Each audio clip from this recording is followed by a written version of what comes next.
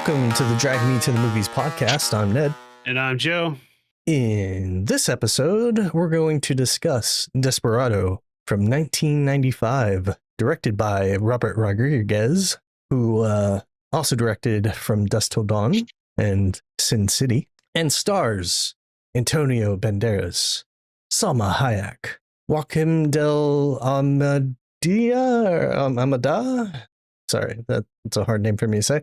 Cheech Marin, Steve Buscemi, and Danny Trejo. So, Joe, what did you think of Desperado? So yeah, I I liked it a lot. Good. I didn't look too much into a whole lot about this ahead of time. So I didn't know who the director was. I didn't know. I mean, I knew that Antonio Banderas was in it. And I think that was about it. And I think you actually talked about Danny Trejo. This might have been like one of his first. It's his first films. with Robert Rodriguez. Okay, because he was kind of fresh out of prison. But yes, so I was expecting him as well. But that's about it. So one of the first things that happened in the film, or I guess it is the first thing, is Buscemi's kind of monologue. At the bar, right? Yeah. And as this was happening, I was like, oh my God, is this a Tarantino film? Because it had all of the Tarantino feels in this, and that it was a long-winded conversation, but it felt natural. Right. It felt like it was going somewhere, but it was very conversational and theatrical, as Tarantino typically does. But then I found out it wasn't Tarantino, but then I found out that Tarantino was in it. So it was like, okay, all right, I see where this is maybe going a little bit. But I feel like, and maybe you can help elaborate here, but this, I don't know if Tarantino borrows from Rodriguez or Rodriguez borrows from Tarantino, but this definitely felt like a Tarantino film through and through, the whole way through. So let me stop there. Is there any tie between these two? So they're friends in real life. So that definitely has a part to play. I know, essentially Robert Rodriguez does a lot of writing, and I think he does take inspiration from Tarantino. So I feel the combination of those two things are coming together to kind of influence that for you. Okay. Yeah, very well could be. And didn't Rodriguez also direct one of the Grindhouse? What were those films called? Yeah, the Grindhouse. Yes, he did. Yeah, okay. So then that helps me understand this a little bit better. But yeah, I really like this film. It was very campy, very ridiculous in how a lot of it plays out. A lot of tongue in cheek, a lot of out of nowhere things happening. Like I don't think it took itself seriously, and therefore I didn't either. and I enjoyed the ride immensely. Again, going back to Steve Buscemi's monologue in the bar and how he's talking about like, oh, they were the most vile people than anybody, but not like you top class people here. There were scumbags there, not like you top class people. Like he just kept saying that. Like I thought that was hilarious. Like that's really funny. The idea of him saying like this man walked in and you couldn't see his face and he whispered bitch, and then he's like, oh wait, no, it was Bucho, and like everybody gets like dramatic about it kind of thing. Like, yep.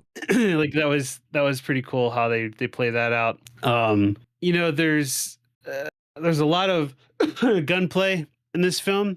And I found it funny, Ned, that we did that extra on movie tropes. There are a ton of movie tropes in this film. Yes. And this one is actually credited. It's kind of starting that a little bit. I think there's historically some movies that kind of do it, but this one is credited as the first to kind of do that.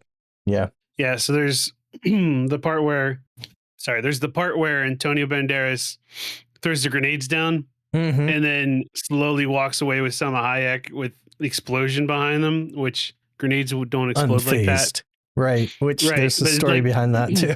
Okay. But super badass walk. That's yeah. So go ahead. Yep. What's the story behind the grenades? So ultimately, this movie was only like 700 or 7 million to make. So very low budget in my consideration for most movies and how much they cost. And obviously it banked about 25 million. So it made its money's back. But due to some of those restrictions on cost and availability, Rodriguez really wanted to have an explosion where like body parts and stuff were coming up from the streets. Um, Unfortunately, they just got done doing like one of the big shootout scenes, and the pyrotechnic guy, he's like, "Well, I don't have anything for that, so I can make an explosion, and it's using propane, so it'll be like about 60 feet high and burn out real quick." And he's like, "Well, how quick?" And he's like, "Very quick." So they shot it in slow motion to account for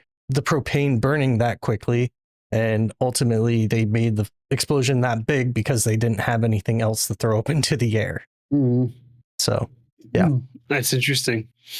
Yeah, so there's that. There's the whole trope of unlimited bullets, which they do they do show a lot of reloading and stuff like that, but not enough to constitute the amount of bullets that are being flung. But then they also tongue in cheek some of that. Like one of my favorite scenes is when I don't know what the character's name was, but the guy in the back, kind of like the bookie, comes out to get in a gunfight with El Mariachi. And as he follows him down the street, they shoot all their bullets. Right? Oh no, not that bookie. There was the one that was back in the gotcha. toilet. The one that came out front, and yeah, I gotcha. So they have a shootout. They run out of bullets, so they kind of like walk out and like their hands are up, but then they both drop to the ground and pick up guns that are on the bodies of the other people, and they're all empty, and they keep trying to shoot each other. Like that was kind of a funny like nod to, okay, they don't have enough bullets, even though they act like they do. So I appreciated that. That's another tongue in cheek. But yeah, to the point where you said where the other guy follows him down the street and then ends up dying, like that was another kind of funny way of things happening in this film. Like there's a lot of like I don't know, a lot of hard left turns that happen in this film. And I'm there for them all. Like I think they're ridiculous. There's so much. There's the scene where Bucho gets his new armored limousine, and he sends his guys out to go find El Mariachi, and he's also trying to warn them about Danny Trejo's character, and he wants to know what the cell phone number is for the car, and nobody has it, and he's like he's flipping out about like how nobody knows his phone number, and he starts shooting his gun, and he's like, what's the number of the car? And like all of his like cronies are just like shrugging and like looking at each other like, who knows? Do you know? Yeah. It's so ridiculous. Yeah.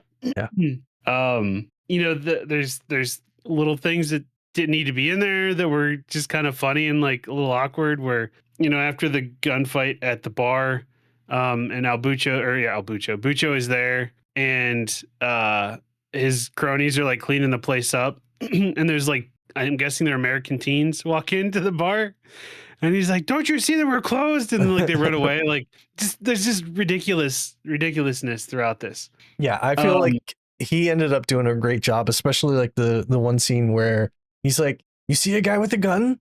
You don't know him, you shoot him." And he does the whole thing. He's like, "I don't know any of them." Yeah, and there's that one white guy that works for him, and he's like, "I don't know him," and he shoots him. It just kills him. Like there's just so much ridiculousness.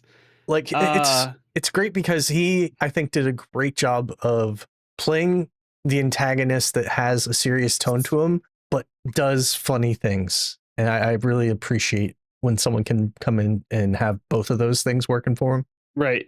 So definitely enjoyed his performance. Absolutely. There's a lot of good one-liners in this film as well. There's some badass ones and then there's some kind of funny ones. So like when El Mariachi is with Carolina and he's walking away from her and he's like, "Did I ever thank you?" And she says no, and he's like, "I will," and then he says it again later as kind of like a nod. Like that was kind of a badass, I think, one-liner. Yeah. Should have ended there. Right, yeah. There's there's funny ones to me where he's trying to confess his sins at the church, and the priest is like, "Do you want a confession?" He says, "Maybe later. Maybe later. Where I'm going, I'll need to be right back." Yep. Basically, like I'm gonna go kill people, so I'm gonna need to confess anyway. Like that's pretty funny. Danny Trejo's character, even though it's not a one liner, he doesn't talk at all, but like the fact that he takes down a limousine full of people with throwing knives, an Well, it's bulletproof, armored not car, knife proof. yeah, knife proof. But then he ends up dying like out of the blue, and you're like, I expected so much more from his character, and he's just Uh-huh. dead. Yeah. And they do that a lot in this film. There are definitely some, I guess, plot points that feel like they go nowhere. Right. Which Like I'm gonna call my friends Kino and Campa, and they're yeah, dead after yeah. 10 minutes. Like Or even like the kid that was like, I need to prove myself, so he ends up fighting the one guy, breaking a leg, and he dies right, pretty like why much did they even go into instantly. that? Right. Yeah, there's a lot of things like that that are introduced, but I don't think about them as much because I'm having so much fun elsewhere. Right. No, I agree. I agree. Like the two guys dying, Hmm. I'm okay that happened because of how ridiculous it was. Like Right. those two never took cover. The one had two like mini guns in guitar cases. The other one had a rocket launcher that he had to like do like a fancy pose for when he shot it every I don't time think for he some had to. reason. He chose to. I know it's so funny. Like Yeah. did like a little like crouching split every time, and then he would fire it. Like it's so over the top, so So crazy. just to speak at that, Campa, he is actually the original mariachi from the first film. So he Oh, he was okay. able to come back and have a role in this one. Which, just to kind Oh, of that's give you a cool. quick overview of El Mariachi, that movie is pretty much, a man dressed in black with a guitar. He gets kind of a case of a mistaken identity with another guy who dresses in black and carries a guitar that has weapons in it. So their paths cross, they get mistaken. He ends up having to murder someone. His woman gets murdered, which you kind of see elements of that story being told in this one in flashbacks. Hmm.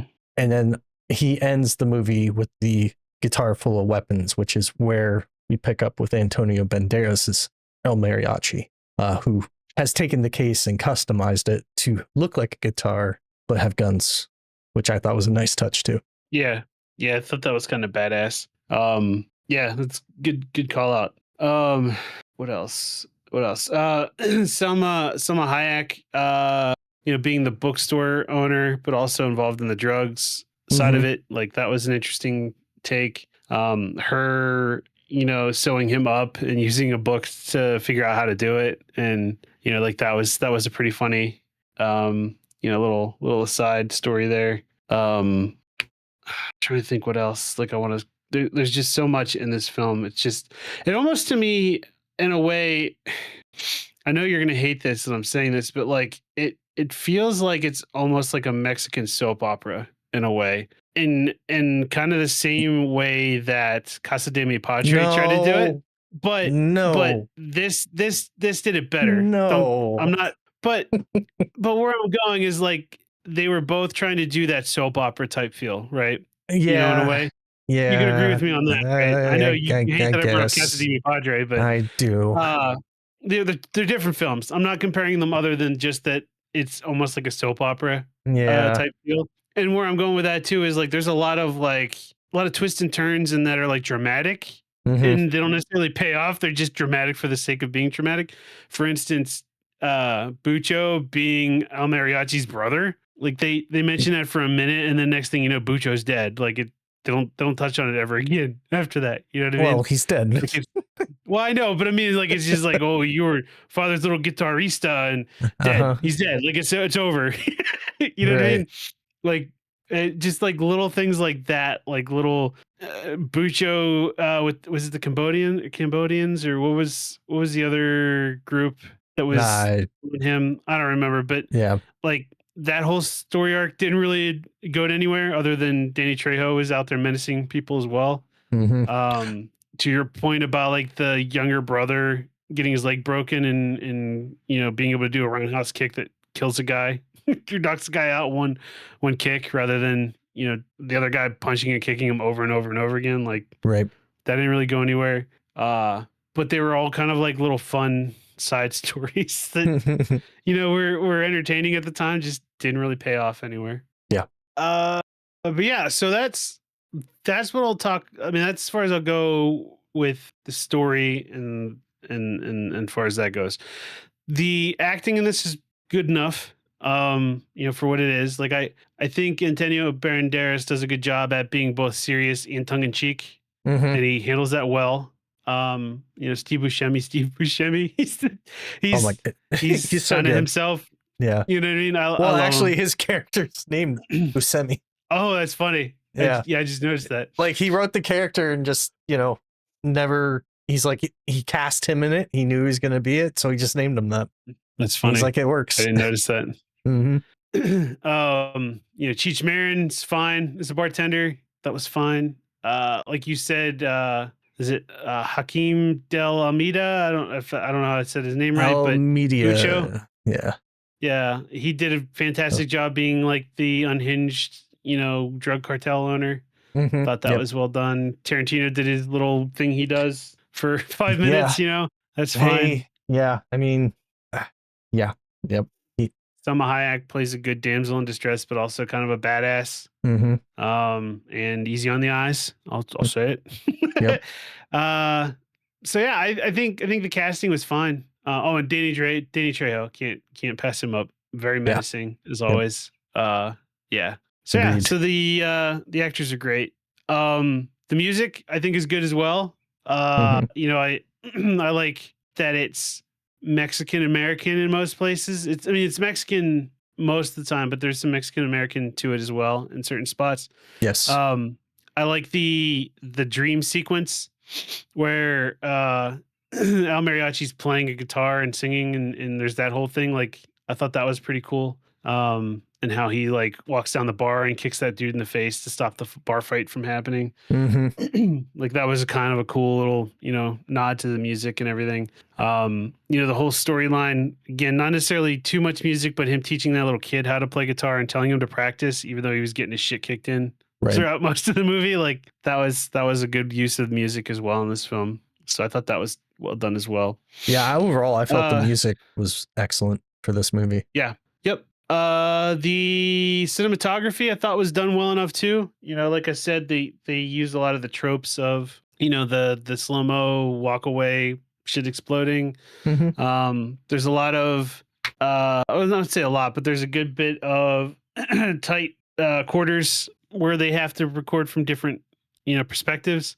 Right. Thought that was pretty well done. There's the choreography and stuff for the gunfights and stuff was okay. There's a lot of plot armor around El Mariachi in this.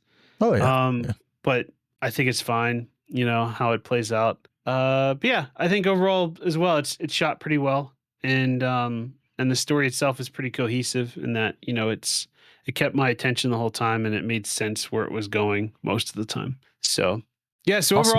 overall, I was very very happy with this film. Good.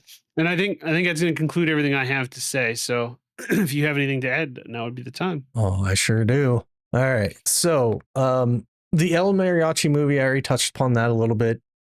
This movie does kind of have a lot of high level items that are similar to that. So, for like example, Salma Hayek having the bookstore because of Bucho, that is something that kind of, instead of a bookstore, it was a bar in that movie. So there's some parallels, and a lot of people kind of chalk this one up to kind of like an Evil Dead 2, where it's almost like a rehash of the first. I don't necessarily fully agree with that, because I really feel like this kind of builds off what the first did in a way, even though it has flashbacks to the original. But I could see how people can jump there. But yeah, Steve Buscemi, the way this intro plays out and cuts back and forth between him actually telling the story at the bar to the actual scene playing out, I thought was really nicely handled. I enjoyed that. So just a great introduction for the character and the story that's being told here. I also feel that Selma Hayek was a good introduction here. They were considering J-Lo at one point. So I'm definitely happy to see it not go that direction. Yeah, agreed. And then for the Joaquim de Almeida, Raul Julia was gonna potentially play that character. You familiar with him? No. He's from the Adams family, the main Gomez. Oh, yeah. Okay, yeah.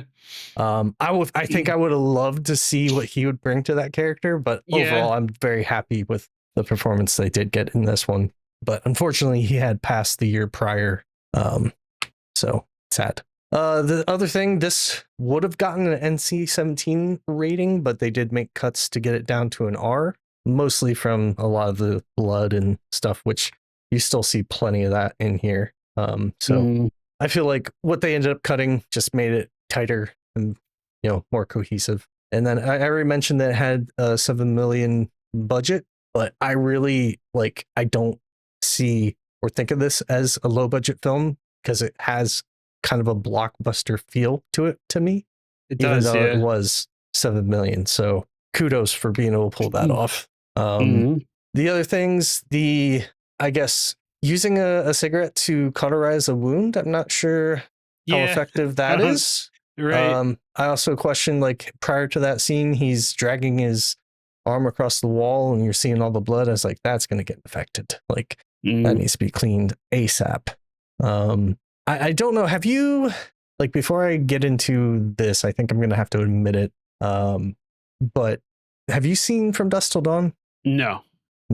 Okay. We might have to add that to the list for sure. So I'm going to have to skip that. But we definitely have a very sad moment here where, El Mariachi's only friend, which again, they don't really go into any type of backstory of how they're best friends, but Buscemi, he's killed, sadly, by Danny Trejo's character in this. So that was kind of a sad moment, even though it was just quickly glanced over and a lot of people died in that scene. So I felt that it should have been more drama there, please. And then I guess the other stuff I want to get into is around some of the facts. So the love scene in this movie, there was no mention of it prior to the film actually starting shooting. And they really had to kind of coax Selma Hayek to do it and work with her. And, she said it was very traumatic for her, which I'm sure it was, but she said that Antonio and Robert did an excellent job of, trying to keep her at ease and work through it. And she was kind of paranoid that when her brother and father sees this and stuff like that. So she was really kind of just had a traumatic experience based on that. And then she did eventually take her brother and father to see it. But during that scene, they had stepped away from the theater and then came back in. So, but just an interesting little fact that I discovered as I was looking into some of the things behind the scenes.